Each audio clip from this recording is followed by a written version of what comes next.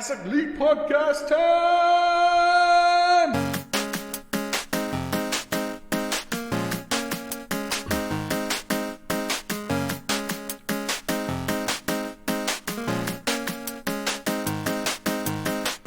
Hello, everyone, and welcome to episode 292 of the Classic Elite Podcast.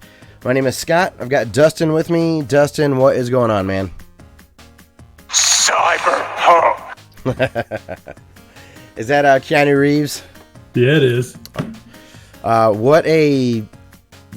got to be the moment of the whole E3, right? Keanu Reeves. Yeah. I saw someone on Twitter. I forget who it was. They posted a screenshot of the giant bomb guy's reaction to the Keanu Reeves showing. Mm-hmm. And the tweet was something along the lines of, as cynical as Giant Bomb is, this is the effect that Keanu Reeves has. And it's just all of them, like, big smiles. So, yeah, it was awesome. I love that everybody has stopped making fun of Keanu Reeves and now has joined my team. Yes. Even back in the mid-2000s when everybody was picking on him, I'm unironically a fan. He's in too many movies that I like. I'd be lying to myself if I didn't say I was a fan. So, yeah, and there's more Keanu Reeves news in the news, so we'll definitely, the Keanu news, as you so eloquently put it. But before we talk about more gaming news, and we'll give a little bit of our thoughts on E3 and stuff like that, Dustin, how's the week been, man? It's been all right. It's I've been working my way through carts, spending time outside. Nice. Working out. Time with the kids. Just doing good at life right now. So yeah, awesome. Enjoying summer. I went to an anime con to help my buddy in the arcade. I do that most years. I go and help him with that. We had a 201 person Smash Brothers tournament. That was a nightmare to try to organize and keep logistically straight. It's a Colossal Con up in Sandusky, Ohio. It was a good time. I'm totally out of my element at those. I have no idea about anime, and like the real kick in the shorts is that the games that are there I have no idea about. Like nobody there wants to talk about anything that like they care about Overwatch and fighting games and Smash Brothers, and I'm like, so how about the Sega Mini Final 10 games? Like anything you're bummed about there? Why not Musha? No one wanted to have that conversation with me. Oh man, Musha. So that I heard that's going to be on the Japanese Sega Mini. What? And not on the American. Man, it's shitty, right? Sorry to get you bummed out to start the show. That's all right. So yeah, do we have any announcements this week? I don't believe so. Okay, I guess the one thing I do want to bring up at the top of the show, we do rarely talk about this at the top of the show, but the last couple of months have actually received some payments from our Amazon affiliate links. So anybody that is helping with that, it is greatly appreciated.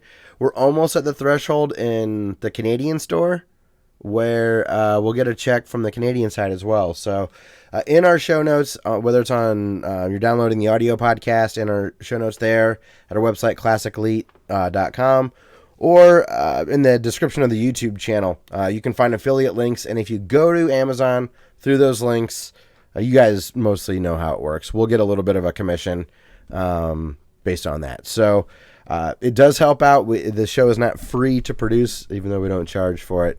We do appreciate any way that you can help support the show. So thank you to anybody that's been doing that. We had been spotty over the last several months.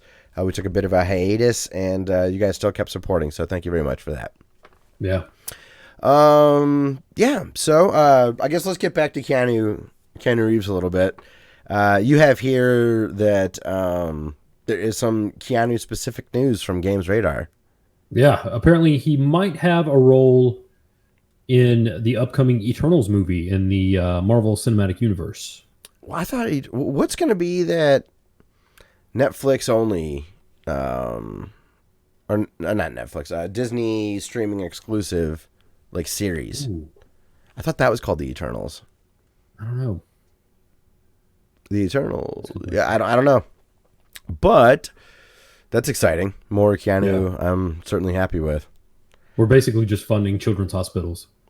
So, yeah, Because it's... he makes a boatload of money and then he just gives it to children's hospitals. There you go. When I became a big fan of him outside of just being a fan of the movies that he was in, was there was an interview. So it's not surprising to hear he's like funding children's hospitals and stuff.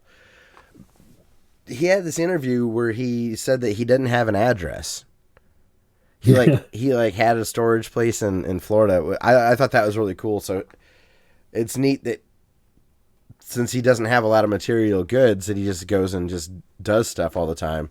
That if you're not hoarding stuff, there's no way you're going to spend the amount of money that man has made. So good on him for doing that kind of stuff. And then he also did a documentary on, I'm sure I've talked about it before in the podcast, about digital film versus true film in cinematography. And he had some really big, like I think Scorsese was in it. There's some really big movie producers and directors, and they would give their thoughts on filming digitally versus filming on film. And it was really good. So I would recommend checking that out. If you think you're a fan of Keanu Reeves, just keep digging down the rabbit hole. You'll know that you were in the right direction, I guess is maybe the way to put it.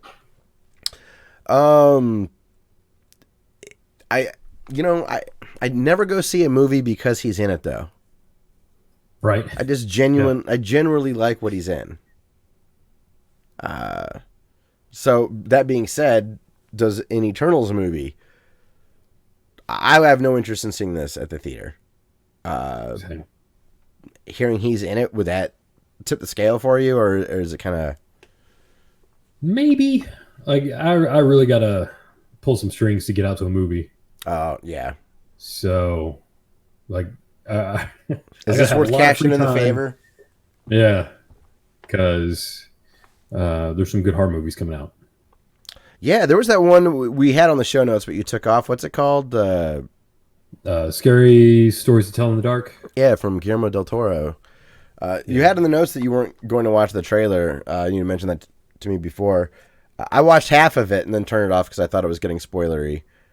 It looks cool, man. It looks really cool. It looks super creepy. It feels like Guillermo del Toro and Stephen King and Steven Spielberg, like we're put in a blender and like poured out this cocktail is what it really looks like. So yeah, sweet. Yeah. But yeah, big thumbs up to Keanu Reeves. He's killing it right now. Also, a shout out to that. Who's the girl from that Ghostwire game from the Ubisoft? Was it Ubisoft press conference?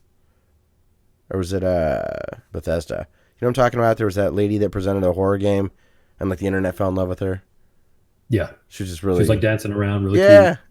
Yeah. So everyone on gaming Reddit is like, these are my new waifus in gaming. And it's Keanu and her. It was. I thought I saw three pictures from E3. It was Keanu Reeves, that lady, and the dog that came out with John Barenthal. Yes, because that dog just chilled. It was just straight up like, it was awesome.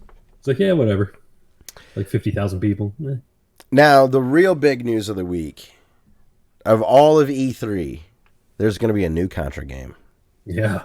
What do you think? I'm floored. I can't believe that. Yesterday, I got to download the Contra Anniversary Collection, and now there's a new Contra game to look forward to. I will be shocked if I like it. I feel obligated to buy it. Yeah. It looked fine. It didn't look amazing, honestly. It's not side-scrolling. There's probably some elements of that in it. So I don't know. Maybe it'll be a super fun, kind of arcadey style game, and I'll really enjoy it, but... I want Contra 5. Just straight up, have Way Forward or somebody make it, and that's what I want. Yacht Club. Yeah. Well, now, you know what? Yacht Club has been so impressive. I want them to do something. I want post Shovel Knight. Yeah, like, I want another IP again. Now, do I want them to take Contra as a big influence, the way that they took DuckTales and Link's Adventure for Shovel Knight? Yes. But no, I don't want them to. I want them working on their own IP. Man, Shovel Knight was just such a home run. I don't know. Did you get to see any clip of the Contra thing at all? Yeah, it looked. I mean, I wouldn't have seen it and thought Contra. Exactly. But it looked okay. It looked fun and fast and shooty. I guess that's where I'm at. Is that it didn't. There were elements of Contra if you were aware that it was a Contra game, but it did not come across like Contra. So, but I'm excited, man. I can't believe they're actually making another Contra game that made it into an E3 trailer. That it's not some $8 Wii Shop game. So sweet. I don't know what I did to deserve a little bit of Contra love, and it's nice. And you know how I had that anxiety about the NES Contra not being on that collection. Mm-hmm. It is, thank God. Okay, good. So good, is good. The Japanese version that has like the extra RAM or whatever, so the leaves move and there's like cutscenes and stuff. Yeah. Sweet. Yeah, definitely cool. All right, yeah. But so I got Contra, but that pales in comparison to the news that you get. So E3 this year sounds like what happened. Sounds like a dumbass dream that I would have had and woke up disappointed that it wasn't real. Yes. Like it's like Cyberpunk 2077 was shown and it has Keanu Reeves in it, and then he came out on stage and he was just awesome for like 5 minutes, and then Konami announces the TurboGrafx Mini, and then I wake up. Yeah. It really happened. I found out about it by watching Johnny Millennium too, Heavy Console Gamer, which seems like that would be part of your dream. Like that you'd be on YouTube seeing him announce it and then waking up like, fuck. I wanted to play Dungeon Explorer. But it's real. Yeah, it's for really real. The TurboGrafx Mini is coming out. Have they made any sort of announcements with the lineup or anything like that? I saw Ys Books 1 and 2, which is a CD game, Dungeon Explorer, Devil's Crush, some more. CD is awesome. That it's not just all Hue card games. That's really encouraging. Ninja Spirit. Okay. Ninja Spirit was one of them. Do you think they'll do a Rondo? I don't know. I feel like they'd best be sure. I mean, so just to give it the real with a TurboGrafx controller, like the closest feel you could really get to it. So if they put it on there, and Konami is involved somehow since they announced it, I guess they own all their IPs now. I think that's what Johnny Millennium said. Okay. But that game is so easy to buy now. I feel like they could put their money somewhere else and maybe get something better. But at the same time, if you put Rondo on there, it's going to sell the consoles a little bit more, maybe. Or because the thing, and nobody's going to buy it. Yeah. I did actually get a little into TurboGrafx recently because I downloaded some ROMs and put them onto my Wii because it's modded, and a lot of them don't run well, and none of them are CD. They only run the Hue card, the emulator that I have, and I'm scared to connect my Wii back up to the internet, so I'm stuck with the emulators that I have. I don't know if there would be like an automatic update or what. I don't know. I'd have to leave it alone. This is actually kind of tempting for someone like me. I always looked at... I loved the TurboGrafx commercials. I loved that little handheld that you could turn into a TV. It just looked awesome. The marketing really worked for me. I never saw them in real life, though, other than at the skating rink. A kid one time had the handheld, whatever the hell that's called. Turbo Express. Yes, there you go. So what are some hopefuls then? I mean, you're a connoisseur, so let's know Rondo. They could do Dungeon Explorer 2, which is really hard to come by. Super expensive. It's a CD game. They could do Terraforming, which is a really expensive shooter. Okay. They could put like Rennie Blaster on there, which is like a hyper expensive. Like they could go the. There were those repros that were released recently. The FX Memories or the Turbo Duo Memories, PC Engine Memories, where they re-released like Kazekiri Ninja Action. They re-released Rondo, like all of the highly sought after expensive CD games that you can't get. They re-release those. Okay, So that's it cool. would be a good route to go down. What are some like obvious staples? Like which of the bonks would you go with? I hear Bonk 2 is the best. Gate of Thunder is really good. Okay, That's a that's a shooter, horizontal right? shooter. Yeah. Was it Dynastic Hero, which is an expensive Monster Boy game? Oh yeah, duh. I know the GameSat guys had a video on like underrated like, or multiple TurboGrafx games, so they're probably a good one to check out as Zonk. well. That'd be a good one. That's the Zonk is Oh, his brother or I'm his an son idiot. or I'm an something. idiot. Magical Chase. Oh. They need to put Magical Chase on there. I don't know Magical Chase, embarrassingly enough. It's a Hue card game that goes for like multiple thousands of dollars. Really? Okay. Yeah, Magical Chase. Holy cow! If they put that on there, they might sell 2 of them. Yeah, I love how you're like rare. I just want rare. I don't give a shit about anything else. Yeah. They're gonna have some of the normal staples though, so it'd be fun to try to guess what some of those are. Oh, Splatterhouse. They need to put Splatterhouse. Oh, Splatterhouse would be a good one. Did See, they have? I own.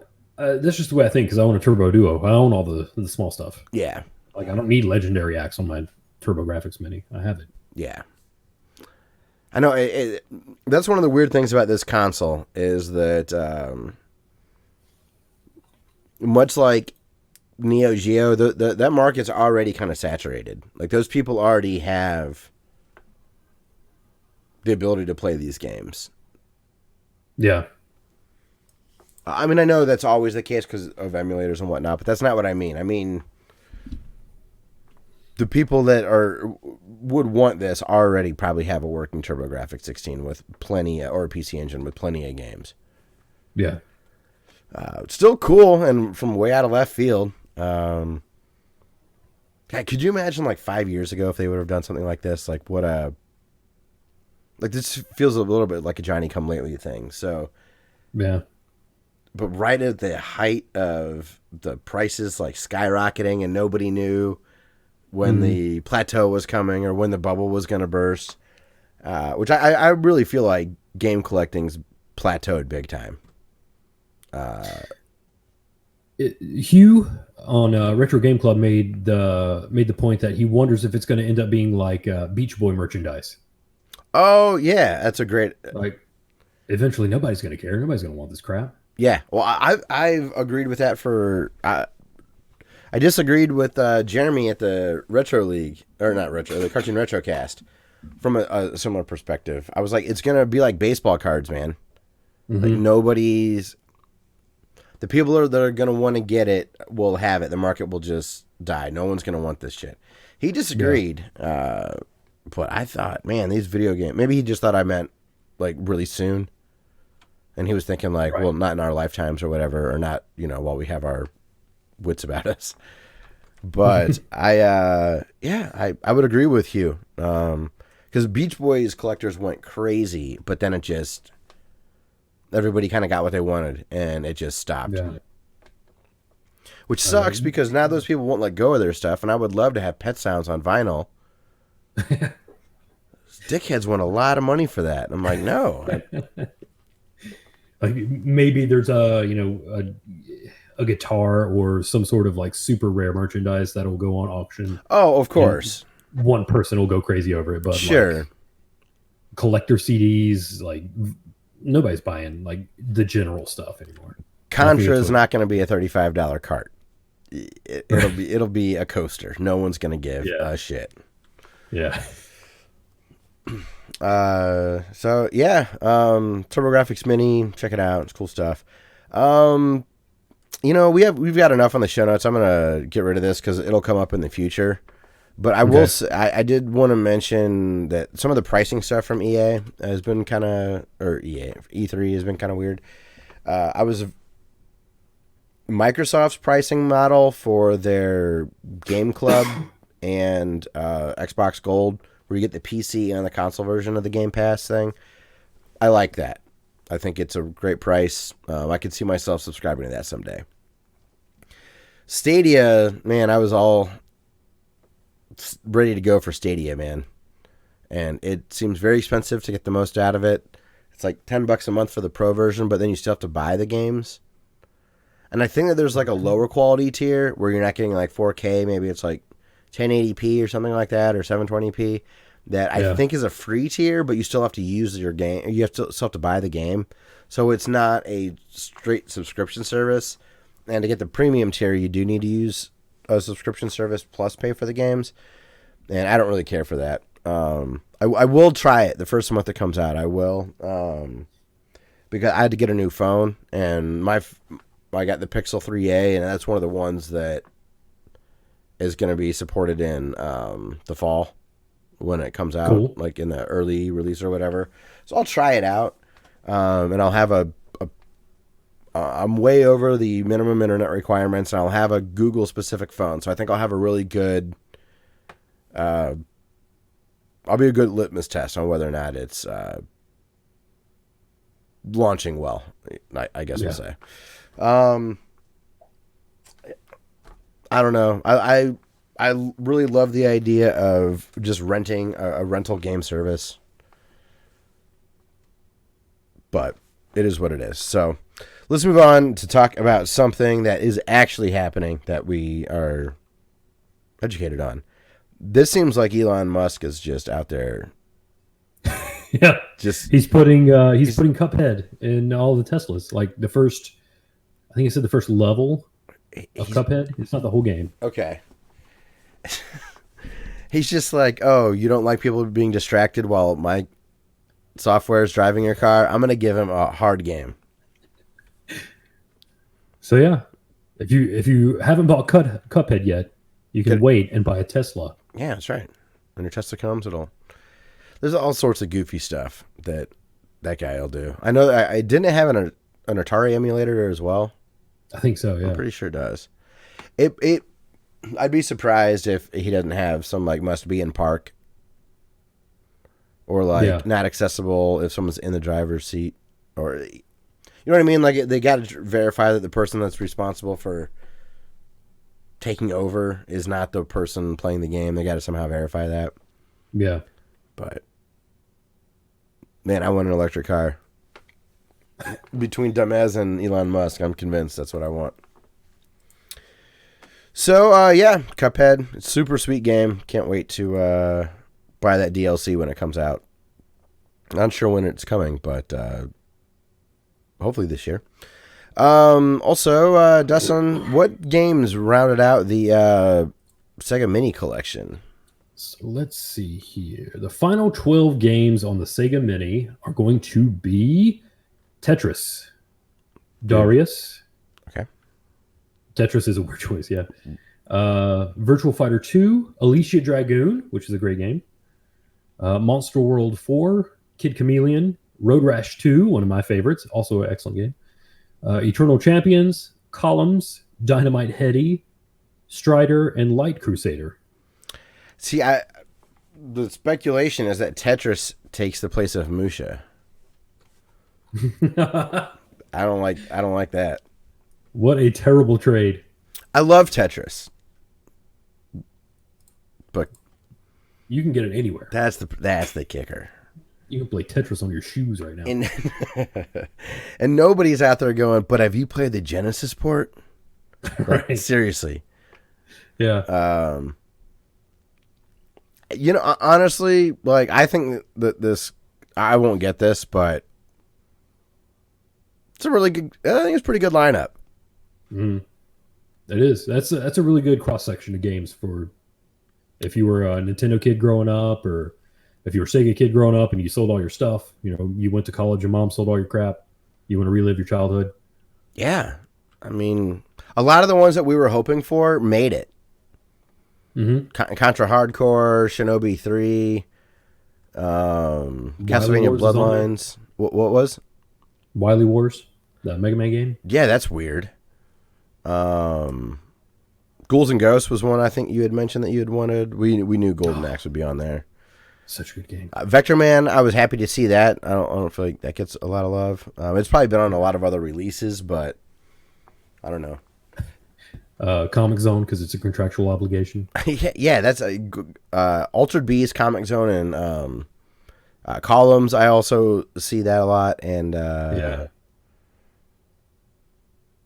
did I say Golden Axe? Probably. Whatever. We know the staples. We know the ones they keep re-releasing. Oh, Street Rage 2 is another good one. Earthworm Jim, Toe Jam, and all. There's a good exposure to, the system. I agree with you, man. That there's a really nice mix there. So very fun. Next up, there's a couple things with. I just wanted to say Shinobi 3, man. With Shenmue 3, it's been delayed. It's gonna come out now until like only November though, right? Right. I think it's only a couple of months. Yeah, but it's bitter. It's a bitter pill to swallow, but it's always a good thing when they delay stuff. Yeah. It's not always a good sign if they keep delaying stuff, but it's definitely better than them putting out just shit out of the gate and then hoping a patch will fix it. Yeah. But did you hear about the issues with them not selling on Steam anymore? Like people that pre-ordered this through the Kickstarter, they use the Steam branding and all of that. And they now have made this an Epic Store exclusive, so you're not going to be able to get it on Steam. And I kind of understand that. I don't have a inherent problem with that, but they're not allowing you to get a refund if you back the PC version and you don't want the Epic Store. Like I have a problem with that. Yeah, that's shady. Now, it wouldn't bother me at all. I've got several clients on my PC. I don't care. Whatever, that's fine. But I absolutely understand people being super upset about this. Yeah.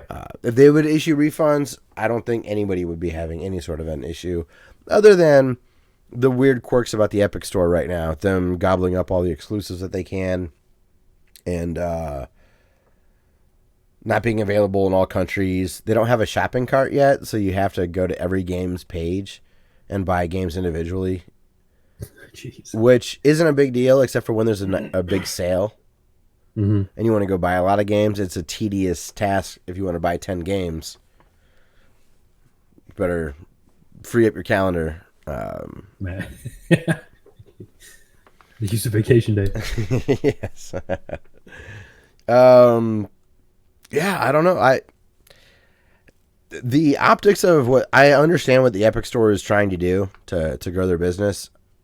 It didn't really feel all that different than what Steam did when, was it Counter-Strike? There was a big game that they had that they forced everybody to use Steam. Mm-hmm. But man, I mean, every time they announce an exclusive, they just get massive backlash now. Yeah. Regardless of what it is. And I'm wondering if that's going to make any... they must be throwing enough money. It doesn't matter if there's negative press or backlash for you as a developer.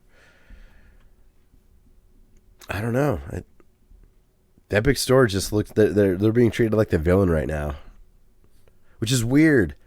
Everyone's like, oh, poor Steam. Where 6 months ago, they're like, burn Steam to the ground. They're like pulling porn games. They're anti-free speech, or they don't. Yeah. Or they're letting like pedophiles out there with games, or whatever, the internet's pissed about. How the tables have turned. Like a couple of people don't get the game and the environment that they want. And all of a sudden, like Steam turns to the darling. It's just, what have you done for me lately kind of stuff. I don't know. Any other thoughts on Shenmue 3? I mean, did you play the first two? I played the first one. I haven't played the second one. Do you have any interest in? I backed the third one for PS4. Oh, did you really?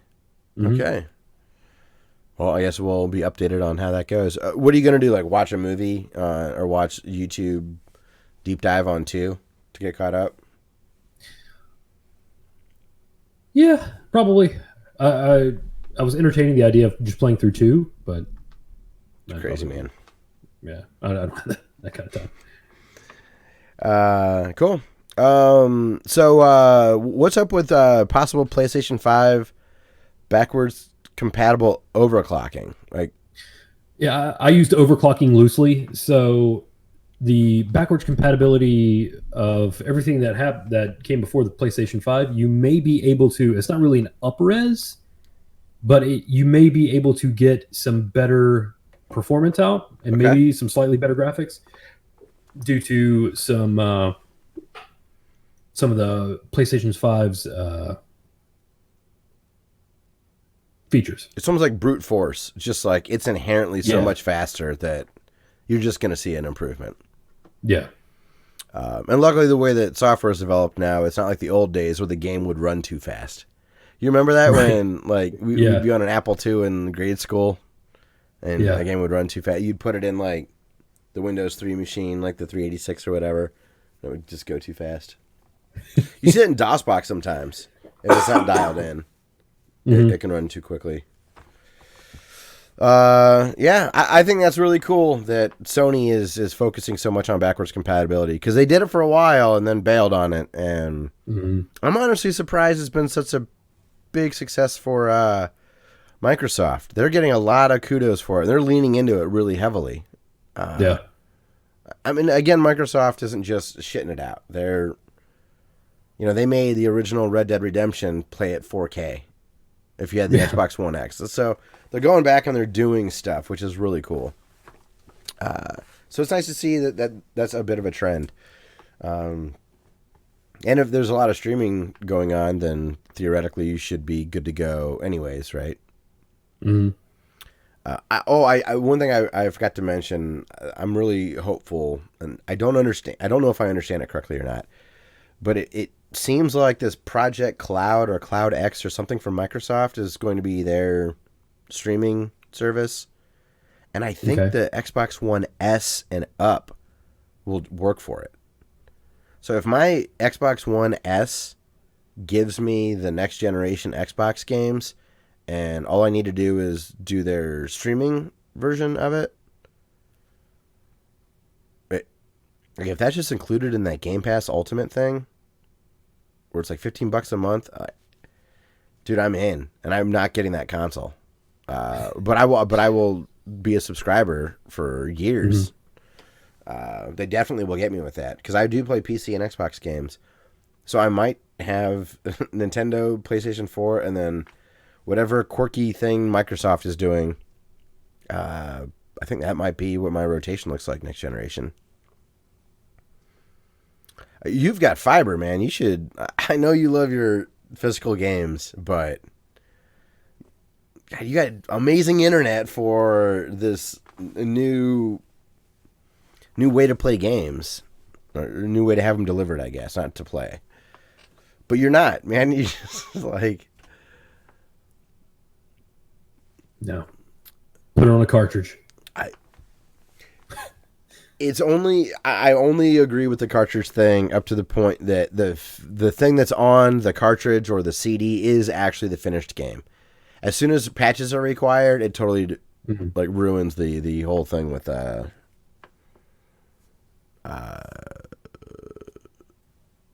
sorry, I've had a little bit of whiskey, so it is what it is.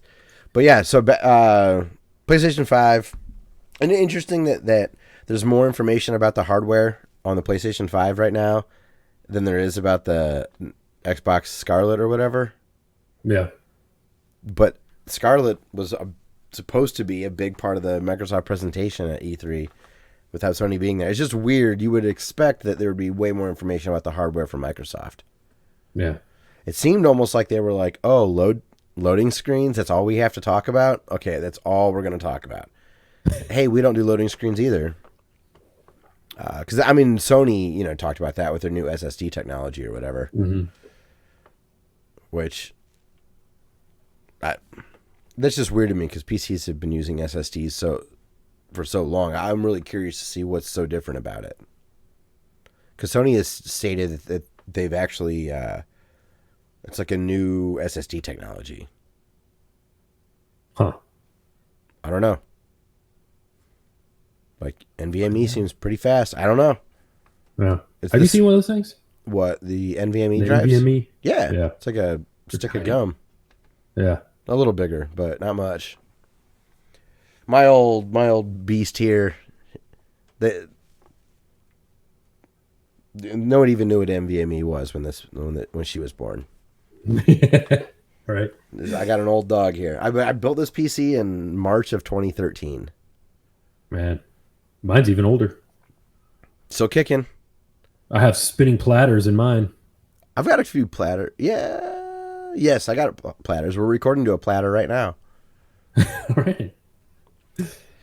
So yeah, that's cool. And then one last item in the news, and then we'll move on to some fun stuff. The curse of digital media continues to spread. I did not intend to have a segue like this, Dustin. Dun-dun-dun. But Dun. Dustin, Dustin and his quest to, another one bites the dust. That was one of my favorite songs to play in band. I hated being in the middle school band. Oh yeah, but we did another one bites the dust, and that one was fun. We also did "Hey Jude," at the end, the na na na na na na part. Mm-hmm. The trumpets got to lead on that, and I was a trumpet player, so that was pretty fun. Then I quit trumpet because the trumpet sucks. Did you ever try to play the trumpet? Not fun. I play trombone. Oh, okay. That's a more impressive instrument. Also sucks to play. I couldn't make my lips buzz the right way. It wasn't fun. That's why I couldn't play trumpet. Oh, you had an easier time with the trombone. It's a bigger mouthpiece, right? Mm-hmm. That and the tuba. Yeah, the trumpet sucked. It just wasn't fun. Like the sax was kind of cool. Yeah. My nephew plays saxophone. Dude, the worst thing about sax players, though, in the band, was they would lick the shit out of their instruments. Like to keep the reed like wet or whatever. So gross. Equally as gross was like the little valves that would release all your spit. Oh. Okay. Enough of middle school band. So yeah, Dustin. So Minecraft story mode, the Telltale Games thing, that was supposed to come out soon, right? It was. Let's see. It's been out for. It's already out. Oh, it's already out. They're just pulling it soon. Yeah, season 1 came out 8 episodes, 2015. Season 2 came out 5 episodes, 2017. And if you want those, you get them now because they are going away. Yep. Another one. You're right. Another one bites the dust. Telltale is going away. That game is going away. We need like the anti-Oprah out here, and you're going away. You lose your game. Yeah, it's called digital media.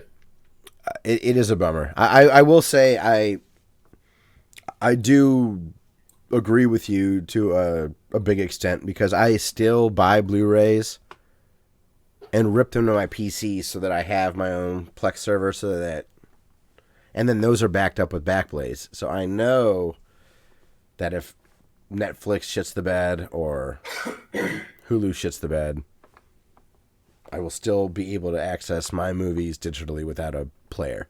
Because players are going to be hard to come by. Yeah, they are. It was the deciding factor of me getting an Xbox One S was 4K Blu-rays. It's terrible. So I'm with you there. So yeah, interesting bit of news this week. Any other things from E3 that jumped out to you that you wanted to talk about? Zelda sequel. That's kind of cool. Yeah, Zelda. I got a couple of good tweets out of the Zelda sequel that nobody liked or retweeted. Thanks a lot, all of our people that follow us. Hey, Kevin, it's so obvious who tweets from us.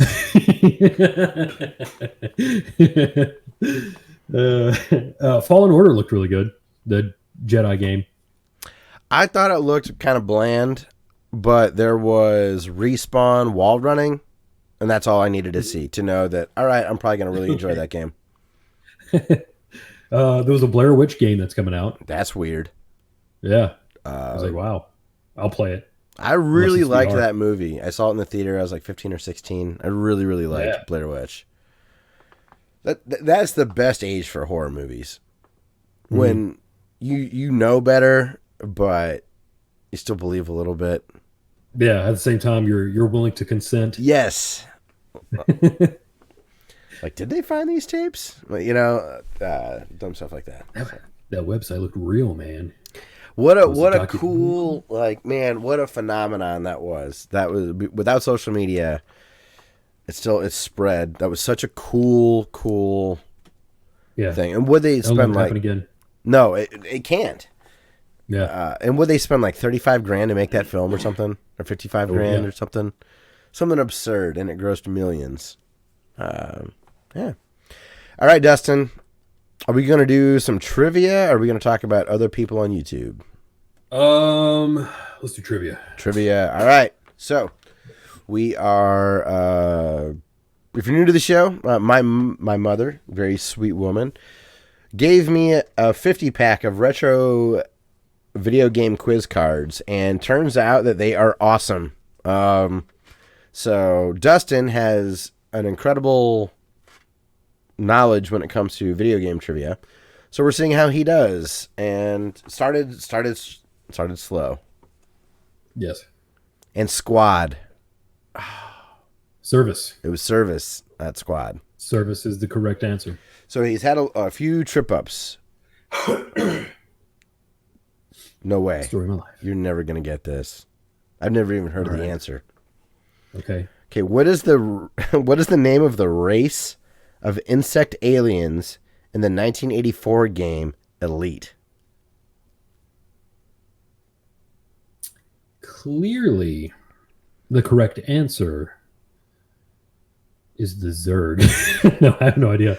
Okay, I'll try to see if we can get there with some hints. Okay. You're not going to know this word. Okay. So, tremors. Right? Graboids. Okay, graboids. Okay. Who's the god of thunder? Thor. Okay, let's combine those words and see if you can come up with the answer. Grabthoroids. Go the other direction. Start thunder. Is it just Thoroids? No, it's ooh, gross. No, Thargoids. Thargoids. Okay. Thargoids. Jeez. I That's was a 2 years old when that brutal. game came out. That's a brutal question. Dude, I've never even heard of the game Elite before. Have you? From 1984? Yes. All right. So you I said. have heard of Elite. You're just trying to save face. Maybe I'm thinking of that one game that's about space. From 1984? Everyone. Drew Scanlon was always excited about it. Something Elite. Maybe that's what I'm thinking. I know what you're talking about. I can't believe we're not.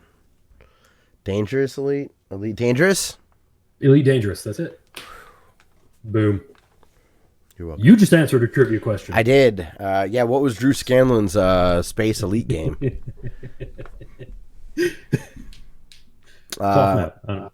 Yes, yeah, go check out Cloth Map on YouTube. We don't know him personally, just fans of him. He seems like a great guy. Yeah.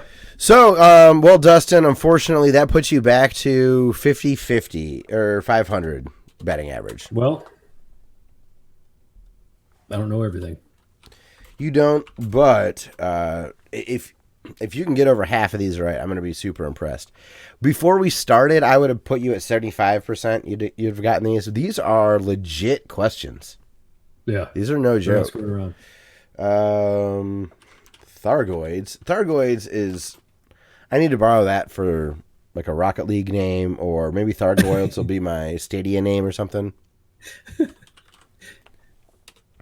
Just to give you guys some idea, if you haven't listened for the last several episodes, Papu Papu, who was a villain of some sort, Gradius. Yeah, he's the first boss in Crash Bandicoot. That's what it was. Gradius was an answer.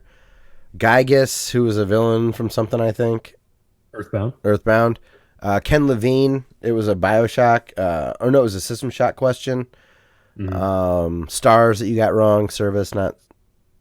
I said Squad. You said Squad for Resident Evil. Night Trap was an answer. Breakout was an answer. Thargoids is an answer. So very fun. Thanks, Mom. Appreciate it. All right. So now that we've done trivia, Dustin, it is time to talk about your YouTube channel of the week. YouTube channel of the week. Week. Yes, every week we do a channel that is being demonetized for no reason. Yeah, I mean, that's what This it's been coming to. No, we highlight a YouTube channel that I spend time watching at work when I should be working. And this week we're going to highlight Super Butterbuns. She does video game reviews, and they are the like highly edited, manic kind of non sequitur humor. Oh, like the old reviews, like what Peter Butter Gamer used to do back in the day, and like old like completionist style videos. Okay, yeah. I like that style. It's a lost. But she cranks it up to 11. Okay. And the one that I'm going to highlight is her Resident Evil 7 for Beginners video. I love that's the name of it, for beginners. So I need to watch this. Is it from a VR perspective, or is it from warning? Just like a regular? Sorry, I just clicked on her video. Apologize, audience out there. You hear her go, warning. But is it more? Is it from a VR perspective, or like playing it traditionally?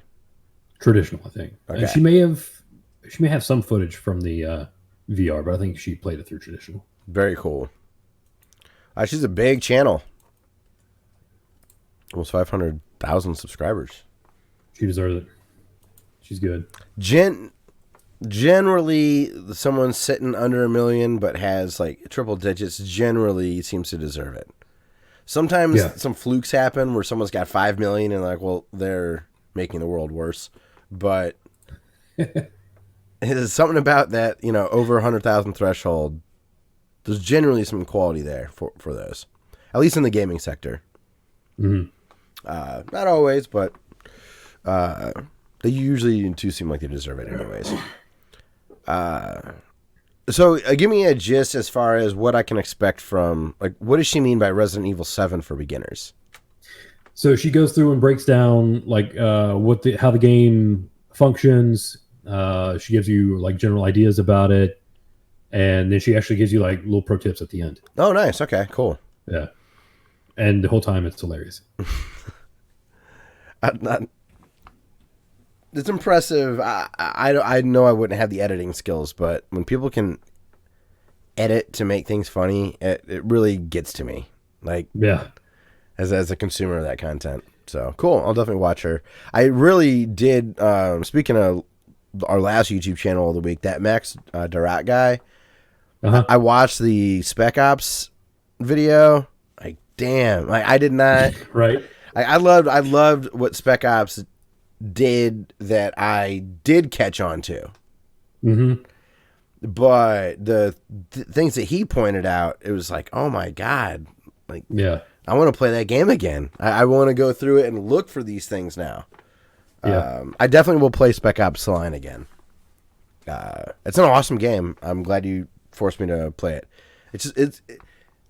It might have one of the biggest dearths in gaming from the name to the like fun. Yeah. Or like goodness of it. Yeah. I mean, what a horrible name. For what it is. Like what a good video. It's awesome. So, thank you for that recommendation. Did you watch any of the other ones? What were some of the other ones? And I definitely fell asleep watching the playlist. It was one of those. One was about Apocalypse Now, and I think the other one was Heart of Darkness. Just the book.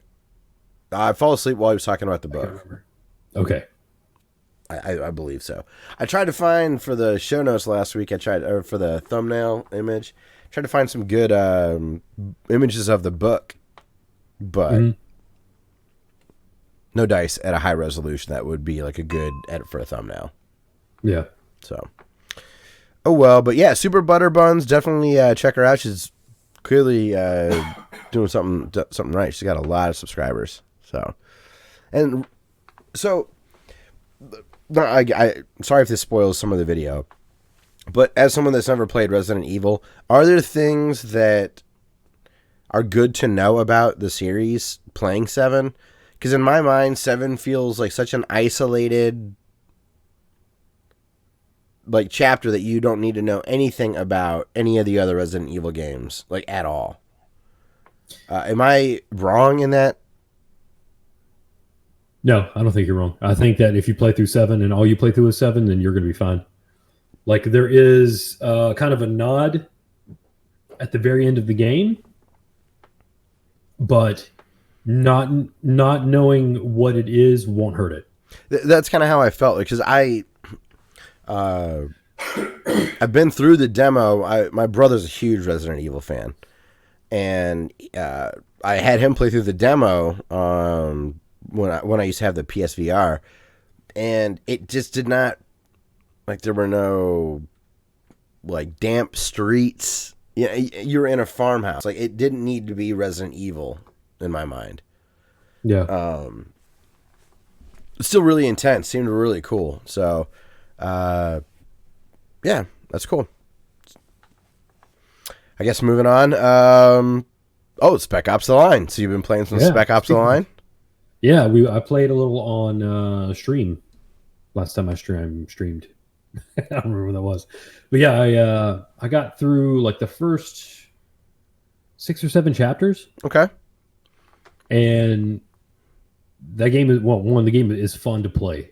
Like, not only is it cool, but it's actually fun to play. I was playing through it on easy just so I was just trying to get through.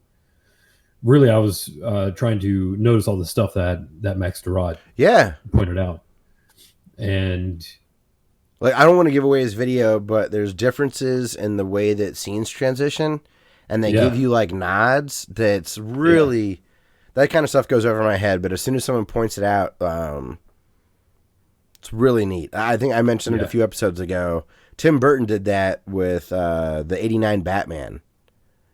He uses colors in a really interesting way that a YouTube person pointed it out to me. I'm like, no shit. And it's really cool the way he uses like purple and greens that show the Jokers around. So it's really, really neat and subtle. This does that exceptionally well also. What platform are you playing on? PS3. I think playing my OG PS3 version. I don't remember what I might have played it on PS3 as well.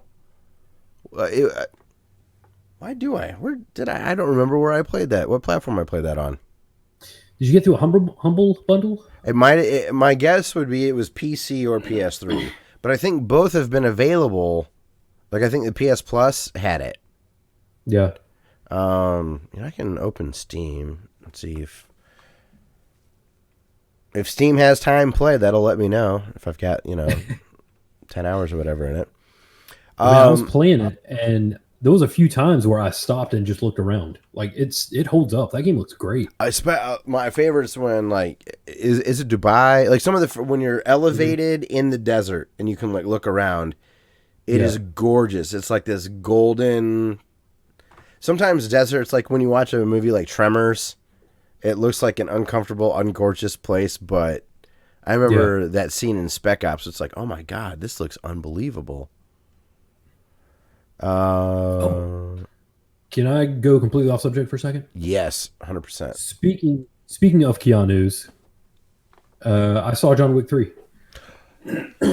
All right, we will talk about Spec Ops in a little bit. Did you like John Wick 3? I did. It gets the double Blu-ray seal of approval from Classic Leap. Yes, we need a physical copy of that one. Yeah. Did the extra silliness bother you a bit, or was it some of the jokes? They've got some Marvel-ish jokes in there, some James Gunn style. No, they didn't bother me, and I think it's just because it's Keanu Reeves. I think he pulled it off. I was thinking the villain guy. He had some one-liners like in the middle, like. Are you talking about when he was talking with when he's John like, Wick? Yeah, when he's like a fanboy, like, but also like trying to kill him. Like, it was a little. I love that. It it took me out. Like, I don't know. Maybe I just buy into the seriousness of John Wick a little bit too much. It took me out a little bit, but I'm totally okay with it. I don't think that you should be able to do different stuff and different movies in a series. It certainly was not like, this is the comedy one or anything like that. There was just a little more that maybe I'm just a boring old man now, and I just don't like it. I think it was also a callback because they did something similar in John Wick 2, where he was in the bar with Common and Ruby Rose was also there. Oh, yeah, okay. All right. And during that, it was very serious. And so you get this lead up where you think it's going to be the exact same scene with Mark Dacascos, but it goes the other way. Yeah. Okay, that's a good point. Yeah, it just... I have a hard time ranking them. I just... All I know is I don't think 3 is my favorite. I think the first one is my favorite. I think after... But 2 and 3 are like right underneath it. I just recently saw 2 again right before the third one came out. And the second viewing of 2 made me really love it. Yeah. Because after watching 2 after the theater, walking out of the theater, I was like, I really like that, but not as good as the first one. Then I watched the second one again. I was like, man, maybe that is, because there feels like there's more story because they had to try harder to keep you engaged. Yeah. And like, oh, man, 2 was so freaking sweet. Like the scene where there's the lady that he has to do away with, and the way that was handled, and like Common's like, you working, John? He's like, afraid so. Yeah. I'm like, oh, it's so good. And then when they're like in a crowded area and John Wick's like in a mall balcony and they're shooting guns at each other like under their coat arms, like trying to be nonchalant. Yeah. That's goofy and dumb too and unrealistic, and that didn't bother me. That got me excited. So like it's hypocritical for me to complain about some of the jokes in John Wick 3.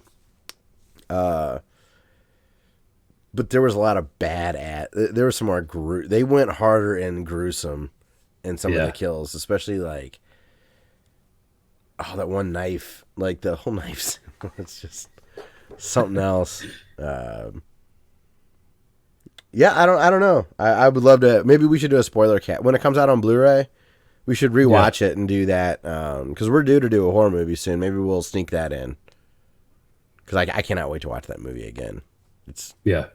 So who'd you go see it with? It's really good. Myself. Yeah, it was around my birthday, so I was like, "Hey, it's around my birthday. Like, maybe I could, it's John Wick plays at 7. Maybe I could sneak out after the baby's down." And I did. That's awesome. Yeah, were there people there? Yeah, it was packed. Oh, good. It was packed.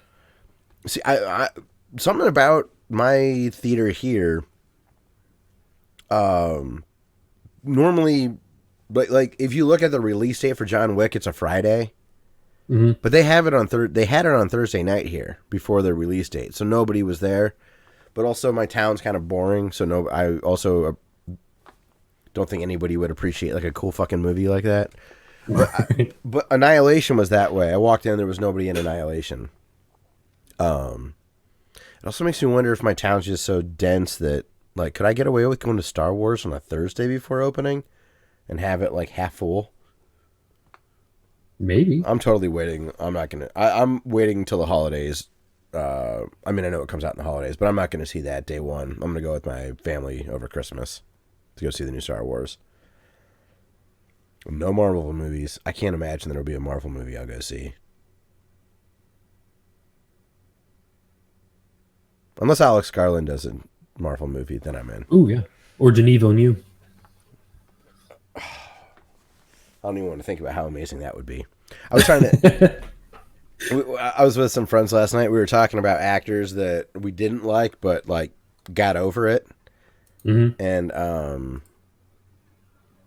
Ryan Gosling is one of those for me because all I thought about was, okay, he's in like chick flicks like The Notebook, and I remember him from Mickey Mouse Club, like not a serious actor. But I saw The Nice Guys, and I really don't like Russell Crowe that much. Nice Guys, A+, awesome, hilarious, great movie.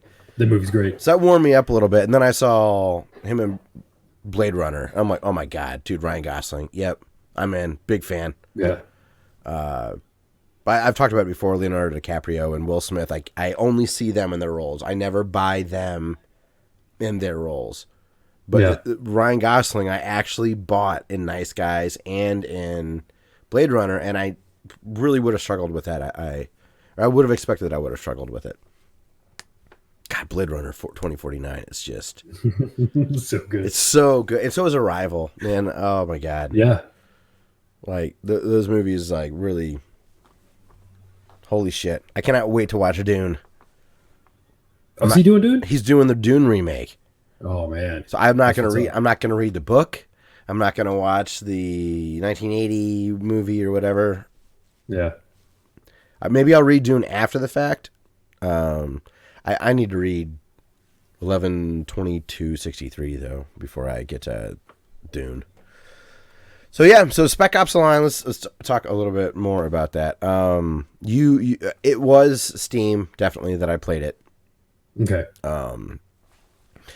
So yeah, good memory there. I probably definitely got it off the Humble Bundle if I've got it in my Steam library. So I guess up to, like, you said you're on chapter like 6 or 7 or something. Is that right? Yeah. And there's what, maybe 14 or 15? So you're a little less than halfway? Yeah, somewhere around there. So have you noticed any, like, now that you're looking at it through a different lens, like, how early, besides the very first scene, obviously, how early do you start noticing things that Max was pointing out? Like, is it right out of the gate, or do they slowly start pulling the rug out from under you? It's basically right out of the gate. Okay. You start seeing, like, billboards that don't make sense within the context of the story. Seeing his explanation, because it did seem like so dreamlike at times. So seeing his explanation made so much sense. For me, as a player not understanding it, there was more depth to it. The phosphorus scene where you just scorch all those people and you realize, like, oh shit, yeah, I'm the baddie or whatever, you know. But that's not. That's what, a good halfway through the game. Like, that's not super early. No. But that was the point for me where, like, my mind shifted, like, oh, this is not a normal video game narrative. This is not Call of Duty or whatever. So I was just curious how far into the game it was before you, knowing what you know now, how soon that shift felt.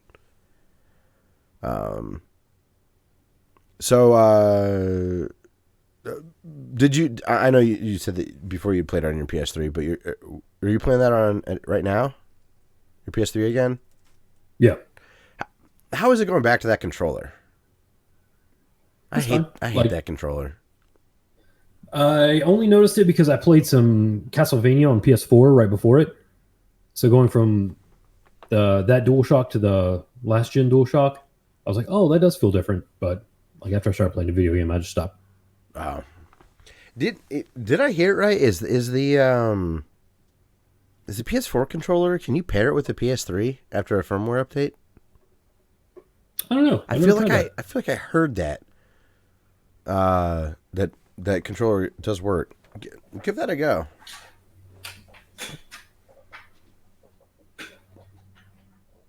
Stand by for the play-by-play, everybody, while Dustin tries to figure this out. Well, while you're trying to pair that, any other thoughts on Spec Ops? Because I can talk about... I had just a Konami extravaganza, I guess. Yeah, any other thoughts on... No, it's great. Everybody should go play it. They really should. If you don't see what the big hubbub is, then you should go watch Max Durot's video of it. Yeah, and who was it? Was it Racevic who did 6 years later? Might have been. Spec Ops the Line 6 years later, I think. You definitely have talked about it on the show before. Yeah.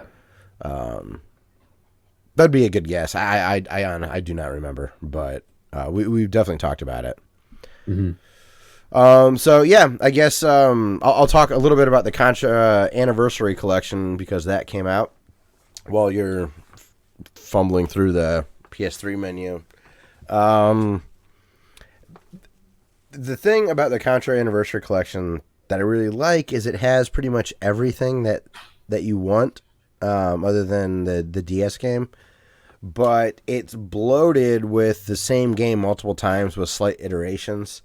There's the Super Nintendo Pro Protector on there and Contra 3. Mm-hmm. There is the NES Contra. There is the Famicom Contra. Basically identical games. I believe they also... Yeah, no, they definitely do. They have the Pro Protector for the Genesis as well for a companion to Contra Hardcore. So, if you look at the roster, it looks like it has more games in the Castlevania collection, but it really doesn't. Also, M2 are the guys that did this, and M2, they had a documentary about them on My Life in Gaming. They know what they're doing, so I cannot believe the way they've handled the scaling and the resolution. Like, why there's no option for 4:3 without scan lines is absolutely beyond me. You can do original, but that puts borders around the entire thing. It's just, I'm shocked. Also, they at the software level, they don't let you change the controls. Yeah. Now, most of the games, they probably did it because in the game menus, they give you options. So you can move it around. And maybe after testing, that's actually the best way to do it. And at the system level, it doesn't make sense. But, man, it's irritating. It's jarring. Like, I wish that they were like, hey, you can't change because you can in the game menu or whatnot. The thing is, like, so just to hold up a controller, like to use an Xbox as an example. So normally on the Super Nintendo, if you're going to play like Mario World, you're going to use this for X and A for run and jump, right? Yeah. With this, you have to use Y and B. You have to use the top row to be comfortable. I found that in Castlevania as well, and I'm playing on the Switch version. Oh, yeah. Castlevania was the same way. Mm-hmm. It's set up to be either like the dog bone controller where you use A and B. Yeah. And which is the worst thing in the world. I mean, for old video games. I just hate that motion. It's just not natural. I don't know. It's just it's just strange that they wouldn't, I don't know, let me change that at software system level. I don't know. Yeah, I agree. But I will say the emulation looks fantastic. I've got my little resolution options squabbles, but it looks good. It sounds good. The latency feels perfect. I mean, it's unperceivable. There's got to be some there, but I can't tell. Contra Hardcore looked exactly how you'd want it to. I got to level 5 without dying, and on the NES one, so it feels correct. One thing that I noticed, I've never played Super Contra, the arcade version, before. Yeah. It's on there, and it's weird how much Super C really takes from that arcade version.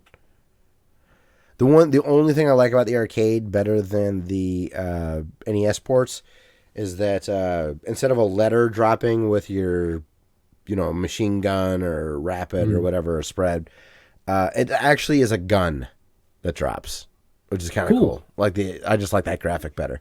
Otherwise, the arcade games are trash. They do suck. So, Contra Anniversary Collection, go get it if you like Contra. I mean, it's great if you like the old Contra games. It's $20. I have to buy it because I'd be a massive hypocrite if I didn't. Also, with that collection, I beat Castlevania 2 on the Game Boy. Now I had to save Scum, like real bad. The soundtrack's unbelievable the whole way through, as we had mentioned last week. I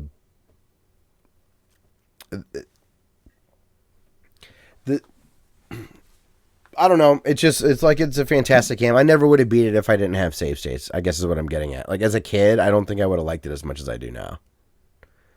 The mechanics are really cool. I love shooting the fireball out of the whip. Mm-hmm. I love that there are actual limited items, so they're just good. Yeah. The boss fights are kind of easy, thank God. Yeah. The level design is super fun. There was one, I think it's either Dracula's Castle. I think it is the last one. It's almost like they took me through a stage and then it repeated on myself. And I couldn't tell if I just went the wrong way to begin with or if it was some sort of a psychological thing. Like it was trying to mess with me. But I ended up exactly where I once was, even though it was like a linear game. So, I couldn't tell if I did something wrong or if they just wanted to make me feel uncomfortable. But Castlevania 2 is awesome. Like, it's excellent. So I also played a little bit of Bloodlines. Just to see how it looks. It's fine. It's good. It's Bloodlines. It's great. Looks beautiful. It's hard. Yeah, that game is it's tough. It's tough. I've been playing as not John Morris. Who's that? Eric Lacard. Yeah, the easier guy. I'm definitely. He's more my speed for that kind of stuff. So yeah. All right, Dustin. Any update on the controller? Not yet. Okay. I was having trouble remembering which inputs did what. All right. So for the sake of the podcast, I put it on the back burner. Next week, maybe we'll have an update. Yeah. We don't have any emails because I apologize, everybody. We recorded an episode like 3 weeks ago, and I just posted it this week. Life's been crazy, so hopefully I won't have any delays like that anymore. But also, I want to shout out to our good buddy Damez. He sent us some really cool emails. He did send the hacked ROM over to us for Gradius 3. Oh, sweet. So I'm going to throw that in my Wii emulator and give an update on that to see if it holds up and it works on that emulator. That'd be great and fun to know. Yeah, so Dumbass, thanks man for sending us fun emails. It's just cool. Yeah, so I think that's gonna be it for the show, man. You have any other final thoughts or anything like that? E3, man. Video games are great. Video games are great. I didn't follow it very closely. Did you? No. I listened to it. I listened to other people talk about it. I listened to Easy Allies and Giant Bomb talk about it and talk over the press conferences. Yeah. Like I pulled up the press conferences on YouTube and fast forwarded through them. And when I saw something I thought interesting, I stopped. Yeah, I even did that with Giant Bomb guys talking over it. I would just go until I found something that I liked. My favorite press conference was definitely Nintendo because they showed a bunch of games I'm absolutely going to buy. I'm going to buy Link's Awakening. I know they didn't show it, but I'm buying Mario Maker. I will end up buying the Zelda sequel when it comes out. And I know I'm definitely forgetting some. Because Contra, that was there. I'm buying that immediately. Yeah. Like I easily saw $250 fly out of my pocket watching that conference. So, yeah, out of what you saw, was there any company that stood out to you, like Nintendo did for me? CD Projekt Red. That was apparently I saw people complaining about them again. It doesn't matter what they say. Games journalists have an axe to grind with CD Projekt Red for whatever reason, but they're popular. Probably, yeah, they're popular. On Xbox's press conference, the only thing that popped up on the screen was CD Projekt Red, and people started going crazy. Oh yeah. They were just like screaming. They also don't really back down when they're called out by Polygon and Verge. They're like, go kick rocks. We do not care. Yeah. Which I appreciate. And like there's literally already people talking about how cyberpunk as a genre is racist. Oh yeah. Like, okay. Already. Well, those are easy articles to write. Yeah. So we have to keep that in mind as well. These people and when people get pissed off about it, they like quote retweet. Yes. So yes. So Cyberpunk definitely was the most fun because it was Keanu Reeves and it brought a huge smile to my face, and it's the John Wick Keanu Reeves too. I mean, it's not John Wick, but he's got that hair and talking to that kind of tone. The greatest thing is it's not, people aren't saying, oh, Keanu Reeves is a character, is so and so character in Cyberpunk. They're just saying Keanu Reeves is in Cyberpunk. Yes, like as though he exists. Is Keanu Reeves in Cyberpunk? Which I really love. I don't know. He's just such a endearing celebrity. It's nice to have a celebrity that you can like root for. And be happy about. Have you seen the memes of him like him taking pictures with women, and you can see his hand like wide open behind him? Yeah, and they're like, Keanu's not taking any chances. Yep.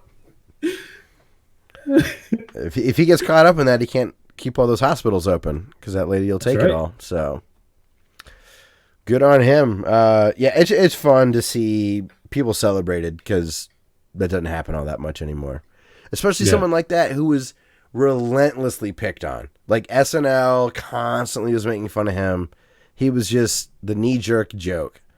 Yeah. Which really frustrated me, but I'm super glad that everybody's come to the light and understands that Keanu Reeves is awesome.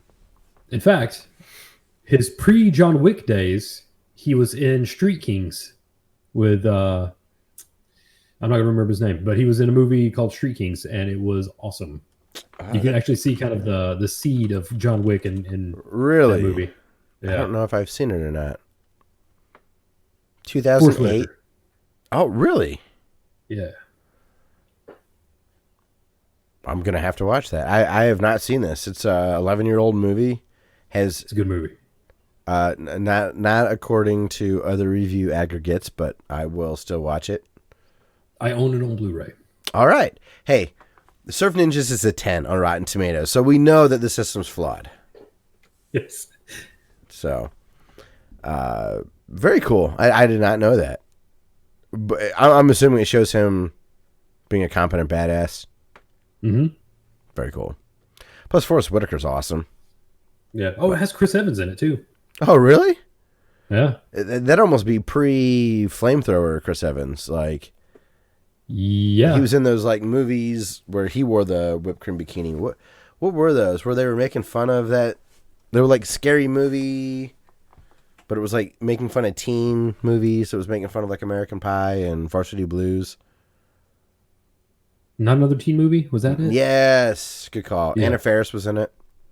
Yeah. She was in like all those. What's wild is how she looks exactly the same. Does she? Yeah. Well, at least in my mind. She just, I don't know. She still, to me, looks exactly the same as she did 20 years ago in those movies. Was she married to Chris Pratt, or is she married to Chris Pratt? She used to be, I think. Okay. I was watching Parks and Rec, and it's funny. You immediately see, like, when Chris Pratt in that show got the Marvel gig, he gets ripped out of nowhere, and they give, like, one joke about it. He's like, yeah, you just quit drinking soda. But he's, like, extremely handsome and, like, ripped up. Yeah. It's funny. Oh, sorry, everybody. We will stop the show in a few minutes. We'll stop, we promise. My buddy showed me a trailer of a movie with Ethan Hawke. It's like a Western, and Chris Pratt with a beard, and it looks awesome. And I cannot remember the name of it. I was like, Ethan Hawke, where's he been? Ethan Hawke, Chris Pratt movie. Come on, Dustin, you're going to get it before Google. The Kid. It's called The Kid. Never would come up with that. Dude, oh man, I hate Googling stuff. I really freaking do.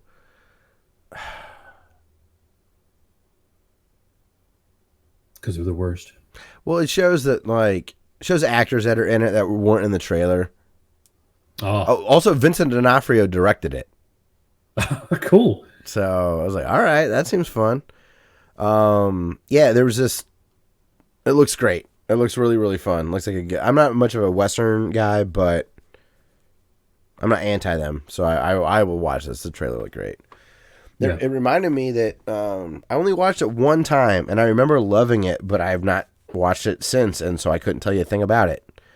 310 to Yuma with Christian Bale, that remake they did. I loved that movie. I got to rewatch that. Yeah. But yeah, go watch or keep an eye out for The Kid. I thought the trailer looked really cool. Wait, was it out? It's got IMDb ratings. I don't know. Maybe that's one of those, like, are you going to go see the movie ratings? I didn't know they did those anymore. They stopped after Captain Marvel. Oh, okay. Because 0% of the audience said they were going to go see it. You shouldn't like shit on your audience. Don't bite the hand that feeds you, kind of a thing. Yeah. She's been in stuff I really like too, but man, you just see her and you just want to like wipe the smug look off her face. Yeah, I've seen her. I saw her in Scott Pilgrim. Yep, I liked her in the King Kong movie. Did you see that King Kong? Brody was in it. Is that the newest one?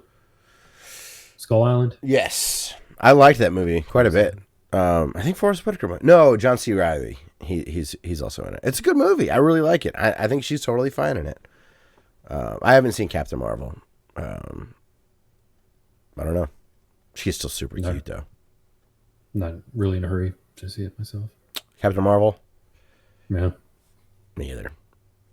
Or any comic book movie nowadays. Well, it just it has nothing to do with being annoyed with Brie Larson. Like, nobody loved it. Like, I didn't hear of anybody be like, oh my God, you got to see Captain Marvel. Yeah. Like, I heard that about Ant-Man. Like, I thought, no way, I'm not going to watch Ant-Man. That seems stupid. People are like, no, dude, you should totally watch Ant-Man. It's a good movie.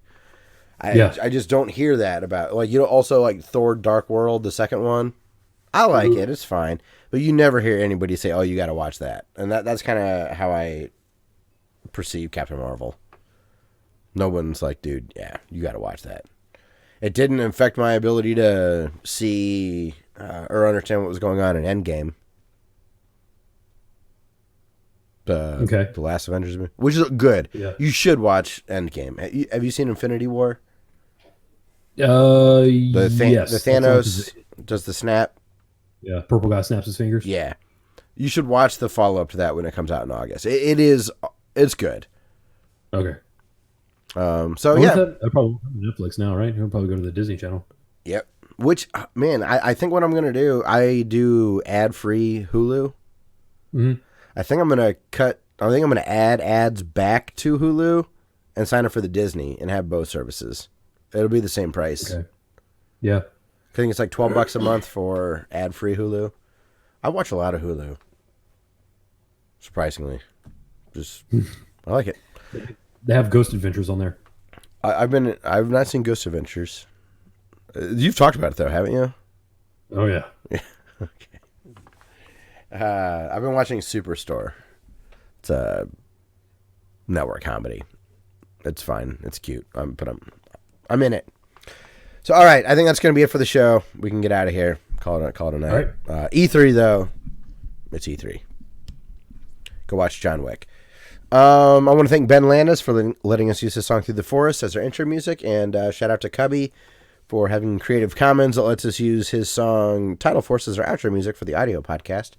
Our audio podcast is available at all the podcast apps that you want them to be at, or you want it to be at. Also, our website has our RSS feed, so if for some reason you want to add it to a different reader that doesn't have us, you can go to our website, classicelite.com, and find all of that. We, as Android users, recommend Podcast Addict. Yeah. But Apple Podcasts, Google Play, Stitcher, SoundCloud, all that great stuff. On social media, we are the same username, at Classic Elite, on Twitter, Instagram, Facebook, YouTube, SoundCloud, and Twitch. And just want to reiterate again, thank you to anybody that's been using our Amazon affiliate links. It definitely it helps. And if you buy digital games through Amazon, which I don't think very many people do, but if you do and you use our link, we get a nice cut from that. So that's a great way to support us. If you already shop at Amazon, it does help out. I think that's going to be it for the show. So, everybody, sorry that we took a couple of weeks off, but we're glad to be back. And, thank you very much for listening to episode 292 of the Classic Elite Podcast, and we'll see you next week for episode 293. Boosh.